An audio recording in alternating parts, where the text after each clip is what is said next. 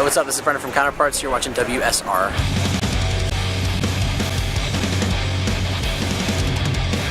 Just outside the wax, and you're here with 1/5 Counterparts. Thanks for coming up for the interview. No problem. And you're on the start of a Canadian tour across Canada. Yep. Is this your first headlining tour? Yeah, it's the first headlining tour ever. It's like we've done Canada countless times. This is the first time we've actually went out and I guess been the cool band that matters. You know what I mean? It's weird, but I'm having fun. We're out with great bands, so I can't really complain. They're the ones that are pulling more than we are. So.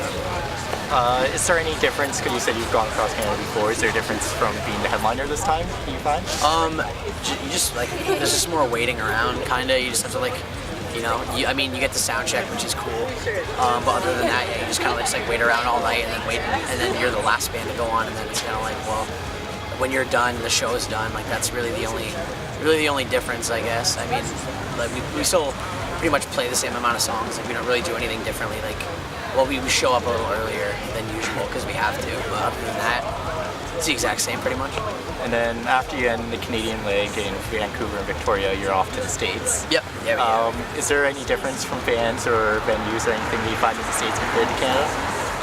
Not necessarily. I feel like, if anything, I feel like it's almost the shows in Canada are, they're always awesome, but a lot of the times some obscure places in the US will play, and a lot of kids will come out and they'll the show will do really well and everyone will know the words, and the kids will buy everything we have and stuff like that. But I think it's more so because in Canada, since we've done it so many times, kids are kind of just well, they live an hour away from me, they'll be back. You know what I mean? Whereas in the US, they're yo, these guys live 3 days away from me, so I have to get a lot of stuff. I have to go. I have to make sure I go. I have to make sure I have fun and shit like that. So it's I feel I wouldn't say take it that people here take us for granted, but I feel kids in the U.S. might be a little bit more appreciative because it might be the first way and the last time they ever see us ever. So it's cool. I mean, I like playing both. They're obviously Ontario is a little bit, we do better, so the shows are a lot cooler. But I mean, being in the U.S. itself is the coolest thing because we're in another country and people care. That's the coolest thing. Now, kind of more the band side, is there any ever conflict or any problems while you guys are on tour? Between us, not really, no. I mean, stupid things, just, stuff that doesn't really matter, just, bickering back and forth. But, I mean, it's never, nothing that we ever have to, sit down and be yo, listen, you made fun of me yesterday, and it hurt my, nothing like that. It's just, when you spend as much time with, 4 other people as I do, it's just definitely people will do things that kind of get on your nerves, but whatever, I'm sure I piss people off too, so can't really hold a grudge. Now, do you have any embarrassing or any stories that you, after it happened, you said we were never bringing this up again from tour? Not really, I wish we did, but nah, nothing like that ever really goes down. It's just pretty straightforward day to day. I mean, the only thing I can think of is and I mean, I'm not really ashamed of it. It's just I think I got food poisoning on one of our first tours, and I threw up out the van window on the ride home, so that was funny. But I mean, I definitely wouldn't kind of keep that a secret from people. It's very funny, so I kind of try and tell it as much as I can. But yeah, as for sort of closeted secret sort of things to go down on tour, we don't really. We lost our guarantee money in Las Vegas. We don't really like to talk about that, but basically we bet on the wrong color in roulette. But other than that, not really.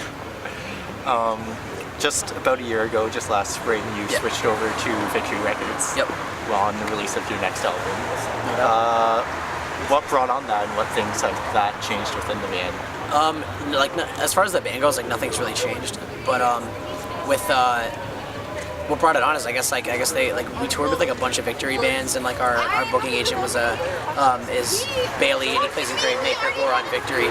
So I guess just the right amount of the right people heard us at Victory, and we're just yo, we want this band, so they hit us up, and we went back and forth. We worked out a deal that was good for both of us, and we signed it. And like I said, nothing's really different.